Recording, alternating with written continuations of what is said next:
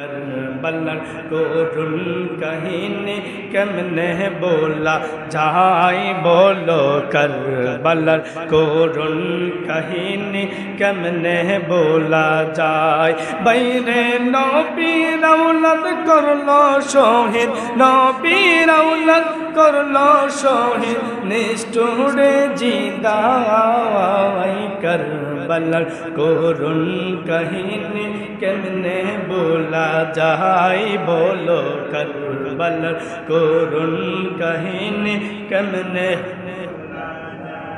और जय गोलाते दयाल नबी चुमुखे तेन दिने रात दयाल नबी जय गोलेते चुमुखे तेन दिने रात সেই গোলাতে বিশ্বের ছোড়ে সেই গোলাতে বিশ্বের ছোড়ে সেই মোড়ে চালাই करबला कोरुन कहीने केमने बोला जाए भैरे करबला कोरुन कहीने केमने बोला ओ गो मा फातेमार कन्नार सुरे विश्व भुवन हाई हाई करे मा फातेमार कन्नार सुरे विश्व भुवन हाई हाई करे कांदेन नबी कातरे बसे रावा जाय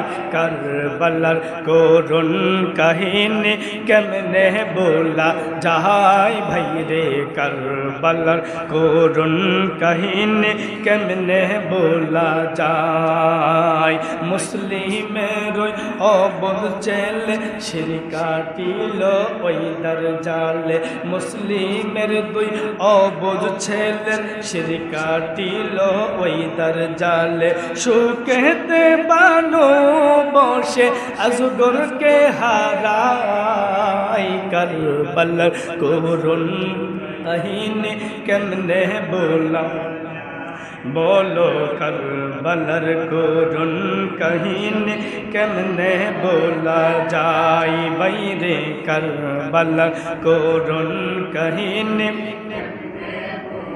जाए हायरे नबीर औलाद शहीद करलो नबीर औलाद शहीद करलो निष्ठुरे जिंदाई करबला कोरुन कहीने केमने बोला जाए बोलो करबला कोरुन कहीने सम्मानित हाजिरिन बंधुरा आमार गभीर मनोयोग আল্লাহ পাক রব্বুল আলামিনের অশেষ রহমতে যে সময় ইমাম হুসাইন যখন শাহাদাত বরণ করলেন কারবালা থেকে ইমাম হুসাইনের কলমাটা ইমাম হুসাইনের মাথা মোবারক যখন ইজিদের দরবারে নিয়ে যাওয়া হলো ইজিদ কি করলো তার তরবারি খোলা তরবারিটা বাইর করে কি করলো ইমাম হুসাইনের মাথার মাধ্যমে তরবারিটা রেখে ইজিদ মানুষদেরকে ডেকে ডেকে বলতেছে হে কুফার মানুষেরা ইরাকের মানুষেরা তোমরা শুনে রাখো আমি ইজিদের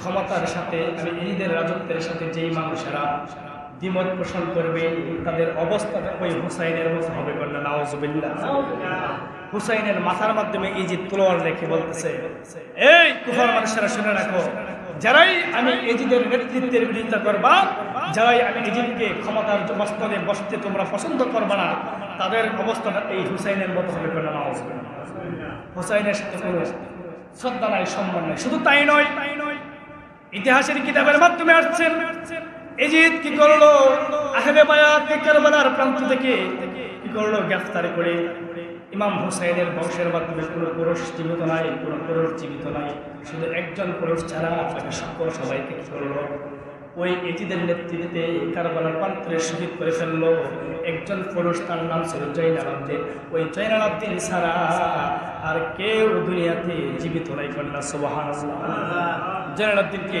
ইজিদের কারাগারে বন্দী করলো ইমাম হুসাইনের স্ত্রী তার বোন জয়নব থেকে শুরু করে সমস্ত আহলে বায়াতের পরিবারের সমস্ত মহিলাদেরকে ইজিদ কি করলো কারাগারের মাধ্যমে বন্দী করলেন কারাগার থেকে ইজিদের তার কয়েদের মাধ্যমে কয়েদখানার মাধ্যমে রাখলেন এবং তার সিফাদেরকে নিয়ে ওই ইজিদের সিফাইদেরকে নিয়ে কি করলো, দেখবেন যে কয়েদি যারা থাকে তাদেরকে হাতের মাধ্যমে বেরি লাগায় না, রশি লাগায় আর বেরি লাগায়, একজনের একটা রশি দ্বারা সমস্ত আহলে বায়াতকে বাঁধ দেয়, সমস্ত মহিলাদেরকে বাইদা কুফার গুলিতে তাদেরকে হাঁটাইতেছে আর মানুষদেরকে বলতেছে, হে কুফার মানুষেরা তাকিয়ে দেখো, ইমাম হুসাইন আমি ইজিদের বিরোধিতা করেছিল, আমি ইজিদকে সে ক্ষমতার মস্তকে দেখতে চাইছিল না, আমি ইজিদের কাছে সে বায়াত গ্রহণ করেছিল না, যার কারণে এই আহলে বায়াতের সাথে আমি এইরকম ঘটনাটা ঘটাইলাম। ওই আহলে বায়াতের মহিলারা জৈনব থেকে একটা খুতবা তেলাওয়াত করতেছে, একটা খুতবার মাধ্যমে জৈনব ওই কুফার মানুষদেরকে উদ্দেশ্য করে বলতেছে, হে বিশ্ব মুসলমানেরা, হে কুফার মুসলমানরা, তোমাদের ভিতরে কি ইমানের চাহিদা, ইমানের চেতনা কি ঘুমিয়ে গিয়েছে? তোমরা তাকিয়ে দেখো, আল্লাহ পাক রব্বুল আলামিন সৃষ্টি জগতের মাধ্যমে আল্লাহ পাক রব্বুল আলামিন যাকে রাহমাতুল লিল আলামিন হিসেবে ঘোষণা করেছেন, তিনি হলেন আমার নবী সাইয়্যিদুল মুরসালিন হযরত মুহাম্মদুর রাসূলুল্লাহ সাল্লাল্লাহু আলাইহি ওয়াসাল্লাম। আর নবীজির কাছে সবচেয়ে মহব্বতের যে জিনিস, সবচেয়ে ফুলিজার টুকরা যে জিনিস, যে দুই ভাই তারা হলো ইমাম হাসাইন এবং ইমাম হুসাইন, আল্লাহ পাক রব্বুল আলামিনের কাছে দুনিয়ার মাধ্যমে সর্বশ্রেষ্ঠ যে ফ্যামিলিটা আছে, যে পরিবারটা আছে, সেই পরিবারের নাম হলো আহলে বায়াত। এই পরিবারের সাথে যে ইজিদ এইরকম ঘটনাগুলো ঘটাচ্ছে, আপনারা কি সেই ইজিদের কাছে বায়াত গ্রহণ করবেন? সকল কুফার মুসলমানেরা অনেকেই এমন একটা অসহায়ের মধ্যে পড়ে গেছে, ইজিদের বিরুদ্ধে কইলেই হের অবস্থা শেষ, সাথে সাথে কর্ম বিধান করতে হয়, মানুষের ডরে ইজিদের সামনে আর কথা বলেন না, কিন্তু মনে মনে ওই যে জৈনবের মুখ থেকে যে আওয়াজগুলো আসতেছে, এই আওয়াজ তাদের অন্তরের মধ্যে তীরের মতো আঘাত করতেছে। সুবহানাল্লাহ। আল্লাহ পাক রব্বুল আলামিন তাদের অন্তরের চক্ষু খুলে দিলেন। অনেক মুসলমানেরা প্রকাশ্যে না করলো, গোপনে গোপনে বলতেছে ইজিদের বায়াত আমরা গ্রহণ করবো না। তখন ইজিদ তার সৈন্যবাহিনী দিয়ে মদিনার মাধ্যমে পাঠালেন। আমি যখন এখন কুফার মসনদে বসলাম, মদিনা, মক্কা, এমনকি সারা পৃথিবীর বুকে খেলাফতের দায়িত্ব যখন মুআবিয়া থেকে আমি ইজিদের কাছে চলে আসছে, পৃথিবীর যত মুসলমান আছে সমস্ত মুসলমানেরা আমি ইজিদের নেতৃত্ব গ্রহণ করতে হবে, যে গ্রহণ না করবে তাকে হত্যা করে দেবে। কোনো ইজিদের রায় দিয়ে দেবে, পৃথিবীর যে কোনো প্রান্তে যত প্রান্তে মুসলমানেরা আছে সমস্ত মুসলমানদেরকে জানিয়ে দেও, প্রত্যেক মুসলমানের জন্য আমি ইজিদের হাতে বায়াত গ্রহণ করে এবং আমি ইজিদকে যেন সর্বোচ্চ ক্ষমতার অধিকারী হিসেবে তারা গ্রহণ করে, আর আমি ইজিদের কাছে যে বায়াত গ্রহণ না করবে তাকে সাথে সাথে হত্যা করে দেবে। এরকম ভাবে ঘোষণা করে দিল। মক্কার মাধ্যমে গেলেন, মদিনায় গেলেন। মদিনায় যাওয়ার পরে ইজিদের এই রায় যখন মদিনার মাধ্যমে উপস্থাপন করা হলো, মদিনার মাধ্যমে অসংখ্য অগণিত সাহাবীরা ছিলেন, ওই সময় সাহাবীরা জীবিত আছে, অসংখ্য অগণিত সাহাবীরা তারা বীরের মতো ইজিদের এই কথাকে প্রত্যাখ্যান করবে, বলতেছে না আমাদের জীবন দিয়ে দিব, কিন্তু ইজিদের কাছে আমরা কি করবো না, বায়াত গ্রহণ করবো না। সাহাবীরা এবং তাবীরা ইজিদের বিপক্ষে দাঁড়িয়ে গেল। তখন যখন ইজিদের কাছে এই শব্দ মানে এই বার্তা যখন আসলো, ইজিদ কি করলো, প্রায় ৬,০০০ সৈন্যবাহিনী দিয়ে মদিনা আক্রমণ করার জন্য ইজিদের নেতৃত্বে ওই মদিনা আক্রমণ শুরু করে দিয়েছে। কত বড় জঘন্যতম মানে নিকৃষ্ট মানুষ ছিল ওই ইজিদ। এখনো ইমাম হুসাইনকে কারবালাতে শহীদ করছে। পরবর্তীতে হুসাইনের সাথে এই ঘটনা ঘটার কারণে মুসলমানদের কলিজার মাধ্যমে রক্তক্ষরণ হচ্ছে। মুসলমানেরা, কুফার মুসলমানেরা ভালো করে স্বাধীনভাবে কথা বলতে পারতেছে না ইজিদের কারণে। যখন মদিনায় গেছে, সেই মদিনার মুসলমানদেরকে সে চাইতেছে তার কাছে, তাকে মানে বাকযুদ্ধ করার জন্য, মুসলমানরা যেন কথা না বলতে পারে, ইজিদ যেটা করবে সেটাই যেন তারা মেনে নেয়। কিন্তু ওই সময় নবীজির সাহাবী যারা ছিলেন তারা বলে না, আমাদের জীবন থাকতে ইজিদের কোনো আইন আমরা মানব না। তখন ওই মদিনার মুসলমানদের সাথে ইজিদের কাফেলার একটা যুদ্ধ তৈরি হয়ে গেল। কিতাবের ইতিহাসে কিতাবের মাধ্যমে আসছে, ইজিদ তার নিজের ঘোড়াটা আমাদের নবী নূর নবী হযরত মুহাম্মদুর রাসূলুল্লাহ সাল্লাল্লাহু আলাইহি ওয়াসাল্লাম যে জায়গার মাধ্যমে নামাজ পড়তেন মসজিদে নববী, ঠিক এই জায়গার মাধ্যমে ইজিদ তার নিজের ঘোড়াটা নিয়ে নামছেন। হেরে যদি মুসলমান দুনিয়ার মধ্যে এর চাইতে ভালো মুসলমান অভাব আছে। নবীজি যেখানে নামাজ পড়ছে ওইখানে এসে তার নিজের ঘোড়াটা বানাচ্ছে, ঘোড়া বাইন্দা মসজিদে নববীর মাধ্যমে মদিনার প্রত্যেক সাহাবী এবং তাবেঈদের বাড়িঘর ভাঙচুর করে সকলকে বলতেছে, ইজিদ ঘোষণা করে দিল, এ মদিনার মুসলমানেরা, আজকে থেকে আমি ইজিদের রাজত্ব সারা পৃথিবীতে চলবে। ইজিদ 20 দিন টিকে নাই, ইমাম হুসাইন শহীদ হয়েছেন 61 হিজরি, আর 63 হিজরিতে ইজিদ দুনিয়া থেকে বিদায়। কত হিজরি? 63 হিজরির শেষ দিকে বা 64 হিজরির শুরুর দিকে। 63 এবং 64 হিজরি, অনেকে বলে 64, অনেকে বলে 63, মাত্র 61, 62, 63, 3 বছর রানিং টিকসই হয়েছে। বুঝছেন? বেড়াগিরি কই দিন দেখা নাই, 3 বছরও থাকছে না। 3 বছরের ভিতরে এই যে দুনিয়া থেকে বিদায়। কিরকম ভাবে বিদায় হয়েছে? মক্কাতে যখন গেল, মক্কাতে গিয়ে এরকম ভাবে মুসলমানদের উপরে টর্চার করছে, মুসলমানদের উপরে বিভিন্ন ধরনের আক্রমণ চালাইছে। মুসলমানরা ক্ষুব্ধ হয়ে ইজিদের বিরুদ্ধে আন্দোলন শুরু করে দিয়েছে। আন্দোলন ফুফে উঠছে। তারপরে ইজিদ জানতে পারলো মক্কার মুসলমানরা ইজিদের বিরোধিতা করে, তখন সে আরেকটা বাহিনী দিয়া মক্কার মধ্যে আক্রমণ চালাইছে। শুধু তাই নয়, ইতিহাসের কিতাব পড়লে দেখা যায় আমরা যে কাবা শরীফ, যে কাবার দিকে ফিরে নামাজ পড়ি সেজদা দিই, ওই কাবার চতুর্পাশে সে আগুন লাগাইছে। নাউজুবিল্লাহ বলতে কাবার চতুর্পাশে আগুন লাগাইছে। ওইখানে মজার ঘটনাটা শুরু। ইজিদের শেষ ঘন্টাটা ওই দিনই বেজে গেছে, যেদিন মদিনার মক্কার ওই কাবার গিলাফের মাধ্যমে আগুন লাগছে। একটা অংশের মাধ্যমে আগুন লেগেছিল। আগুনটা বেশিক্ষণ না, কোনো কোনো রেওয়াত আছে সর্বোচ্চ 10 মিনিট, কোনো কোনো রেওয়াত আছে সর্বোচ্চ 20 মিনিট। এই 20 মিনিটের আগুনে যতটুকু পুরার কথা ততটুকু এই কাবার চতুর্পাশে পড়ছে, মানে কাবার দেওয়ালে কিছুটা ক্ষয়ক্ষতি হয়েছে। মানুষেরা পানি দিয়ে আবার কাবার এই আগুন নিভিয়ে ফেলছে। কিন্তু একদিক দিয়ে কাবার আগুন নিভছে, আরেক দিক দিয়ে ইজিদের ভিতরে আগুন জ্বলছে। ইজিদ পাগল হয়ে গেল। ওই মক্কা থেকে যখন খবর আসলো কাবার মাধ্যমে যে আগুন লাগানো হয়েছে, ওই আগুন নিভিয়ে ফেলা হয়েছে, ইজিদ সাথে সাথে ঘুমন্ত অবস্থায় ছিল, ঘুমান্ত অবস্থায় ছিল। ঘুম থেকে ওঠেন, তার সৈন্যদেরকে ডেকে ডেকে বলতেছেন, তার কাফেলার মানুষদেরকে ডেকে ডেকে বলতেছেন, ও আমার উজির নাজির কে আছো, কে কোথায় আছো, আমার পানির পিপাসা লেগে গিয়েছে, আমাকে তাড়াতাড়ি পানি দাও। আমি পানির পিপাসায় আকুল হয়ে গেলাম, পানি দরকার। ইজিদকে পানির পরে পানি, লিটারের পরে লিটার পানি খাওয়াইতেছে, কিন্তু পানির পিপাসা মেটে না। পানি খাওয়াইতে খাওয়াইতে দাম করে রয়েছে, কিন্তু পানি কি পিপাসা মেটে না। শুধু তাই নয়, কিতাবের মাধ্যমে আসছে ইজিদকে যখন পানি খাওয়াইতো, ওই পানিটা যতক্ষণ ফেটের ভিতরে আছে মনে হইতেছে এর ফেটের মধ্যে আগুন জ্বলতেছে। আবার যতক্ষণ পর্যন্ত সে প্রস্রাব না করছে, বাথরুম না করছে, ততক্ষণ পর্যন্ত তার পেটের ভিতরে স্বস্তি হয়েছে। এই যে একদিক দিয়ে পানি খাই, আরেক দিকে বাথরুমে যাই, একদিক দিয়ে পানি খাই, আরেক দিক দিয়ে বাথরুম করে প্রস্রাব করে ইজিদ পাগল হয়ে গেছে, পাগলের মতো হয়ে গেল। ইজিদ চিন্তা করলো, মনে হয় আমার সময় এখানেই শেষ। আমার পেটের মাধ্যমে যেরকম পীড়া শুরু হয়ে গেছে, যেরকম একটা রোগ হয়েছে, যত পৃথিবীর যত কবিরাজ ছিল, সমস্ত কবিরাজ, সমস্ত ঔদার, সমস্ত ডাক্তারদেরকে ডাকা হলো। ওই রাজদরবারে আইসা ইজিদকে দেখার পরে তারা চিন্তা করলো, তারা সবাই মানে চিন্তা করতেছে কি রোগ হয়েছে। আজ পর্যন্ত কোন কবিরাজ এই রোগের নাম বলতে পারে না। এমন একটা রোগ হয়ে গেছে, পানি খাওয়ার সাথে সাথে পানির এমন পিপাসা লাগে, পানি খাইতে পারে, যত খুশি তত পানি খাইতে পারে, কিন্তু তার পিপাসা কি মিটে না। কিন্তু ফেটের ভিতরে যতক্ষণ পানি থাকে, এই ফেটের জ্বালা থামে না। ইজিদ তো বিপদ হয়ে গেছে, বড় বিপদ। আরে কি একটা বেজারা পড়ছি, কারণ ফেটের ভিতরে পানি ডুবাইলে পানি গেছে আবার জ্বালা করা শুরু করে। ওই প্রস্রাব পায়খানা করতে করতে করতে করতে ইজিদের অত্যন্ত মানে খুব একটা খারাপ অবস্থা হয়ে গেল। সমস্ত রাজমহলের যত কয়েদি ছিল, যত কর্মচারী ছিল, সবাই ক্ষান্ত হয়ে গেল, বিরক্ত হয়ে গেল।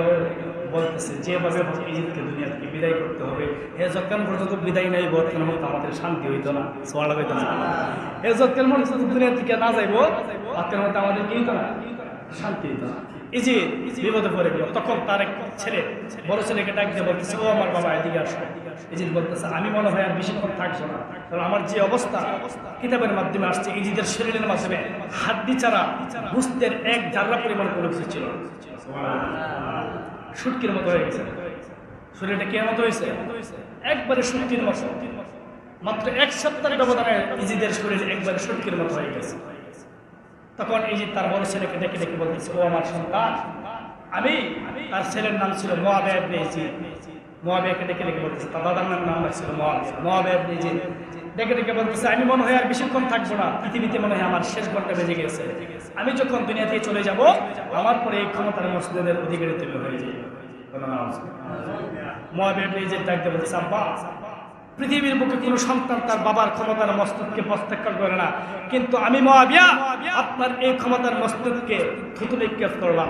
কারণ আপনি বাবা হিসাবে আমার দায়িত্ব ছিল আপনাকে খেদমত করা, আপনাকে যত্ন নেওয়া, কিন্তু আপনি মানুষ হিসাবে আপনাকে আমি পছন্দ করি।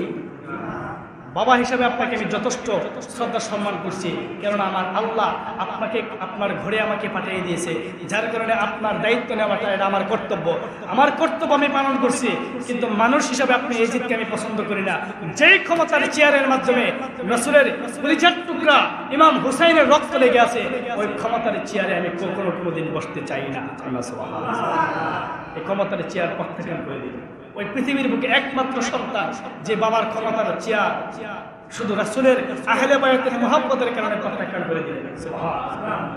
তখন এই ঘটনা শুনি না, সন্তানের মুখ থেকে এই কথা শুনি না, ইজিদ পাগলের মতো হয়ে গেছে। আরে কি করলাম আমি, কার সাথে বেয়াদবি করলাম, কাদের সাথে বেয়াদবি করার কারণে আমি কার জন্য এত টাকা পয়সা ক্ষমতা বানাইলাম, আমার সন্তানে আমার ক্ষমতা নিতে রাজি।